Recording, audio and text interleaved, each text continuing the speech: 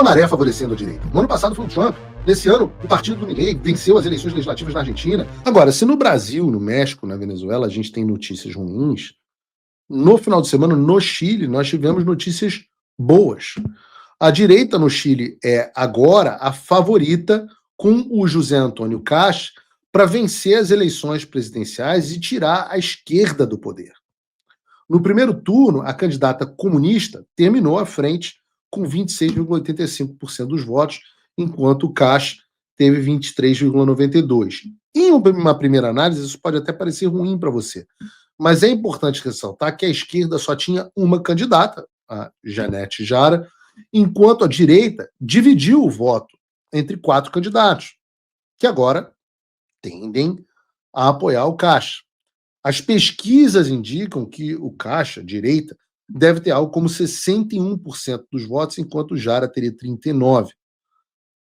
Talvez o resultado seja mais apertado que isso, talvez não, mas o fato é que o José Antônio Kast ou José Antônio Kast, se você preferir, é o favorito e eles têm tudo para finalmente chutar a esquerda do Chile. E não é uma esquerda qualquer, não.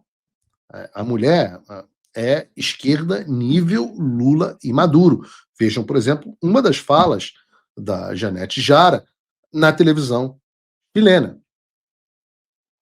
Sí, el caso de Cuba es bastante distinto. Creo que la principal dificultad de Cuba hoy día ha sido las consecuencias graves del bloqueo norteamericano que se han extendido por décadas y hoy día realmente tiene una situación humanitaria que no es posible desatenderse. Estaba viendo precisamente la medida que estaba tomando... ¿Hay violación a los derechos humanos? ¿Usted comparte con el presidente Boric que hay violación a los derechos humanos en Cuba? Mire, no recuerdo. También lo dice el informe internacional. Lo dijo en el debate, sí, lo dijo en el debate que hicimos aquí con Televisión, lo dijo. Mire, le voy a plantear una cosa más explícita porque creo que es bueno ser súper claro en esto.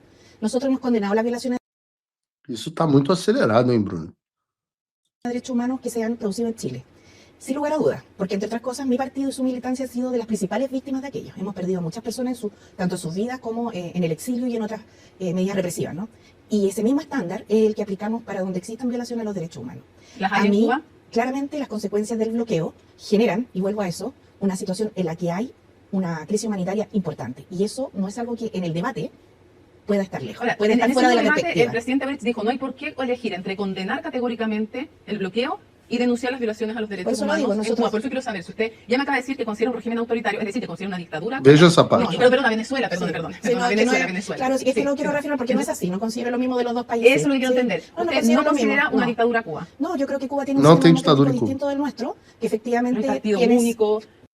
Vejam, prestem atenção. No Cuba é um regime democrático distinto do nosso. Aí a mulher da CNN Chile, eu acho até que fica o exemplo aí para a CNN Estados Unidos e para a CNN Brasil, ela está confrontando a candidata, falando assim, como não há liberdade, não há liberdade de expressão. Como no hay libertad, por supuesto. No hay libertad de expresión, no hay libertad de medio. Mire, hay un partido único, no es el único sistema así, creo que cada pueblo tiene que definir su gobierno, pero sí le quiero decir que a mí lo que me alerta más de esta situación internacional es que la principal consecuencia que se vive en el pueblo cubano, para todos quienes se preocupan de los temas internacionales, está omitida en el debate. Y eso es cómo están viviendo los cubanos y las cubanas hoy día, que están en una situación muy compleja por una decisión de Estados Unidos que realmente los tiene asfixiados.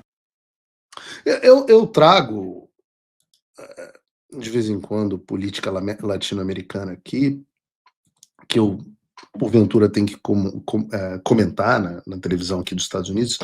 Eu comento sempre para One American News, por exemplo, a situação da América Latina, e toda vez que eu vou comentar essa política de outros países, eu tenho que estudar mais profundamente o que está acontecendo no Chile, na Colômbia, comento muito Colômbia, obviamente na própria Venezuela, e no México, e eu fico absolutamente impressionado em como a esquerda é parecida em todos os países. A candidata a presidente do Chile, que lidera as pesquisas, que liderou o primeiro turno das eleições, é uma mulher que diz que Cuba tem democracia, que Cuba não é uma ditadura. Por isso que eu digo a vocês, o que esses caras dizem que é democracia não é o que a gente diz que é.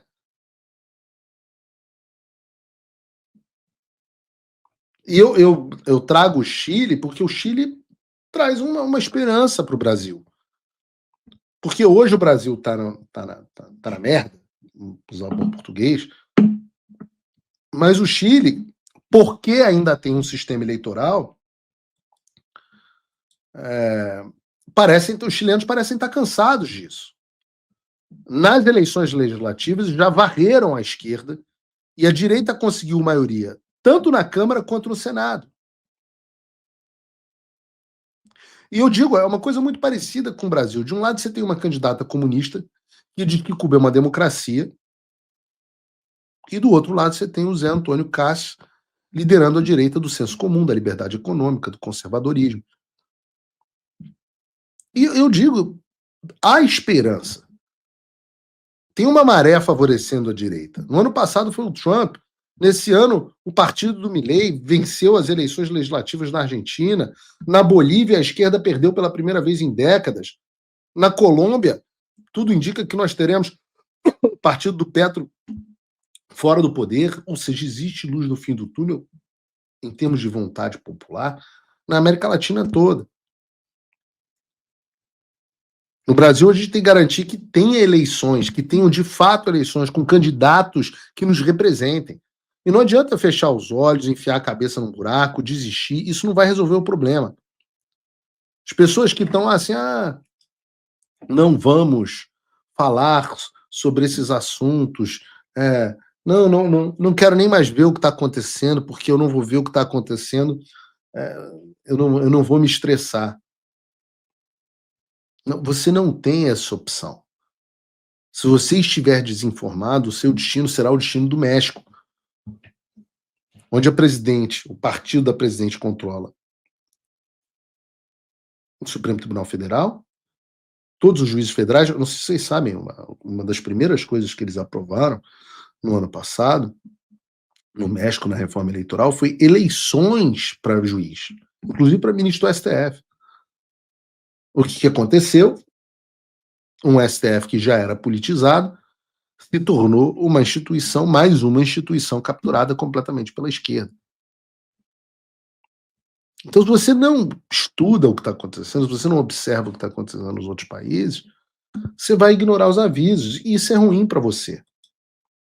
Se você abaixa a cabeça, se você enterra a sua cabeça, você não vai ter condição de reação. Eu já falei, desistir não é uma opção. As consequências da sua ignorância vão chegar de uma forma ou de outra. Você viu o que aconteceu. A Magnitsky veio, os vistos caíram, as sanções apertaram e o sistema sentiu. E isso não foi mágica, foi trabalho, com coragem, com apoio direto de quem não desistiu do Brasil. E agora é a sua vez. Acesse www.paulofigueiredoshow.com/apoie ou clique no link da descrição. Com pouco mais de $5, você já me ajuda. Com 49, você entra para o grupo dos patronos Gold, cheio de benefícios. Eu estou fazendo a minha parte. E você?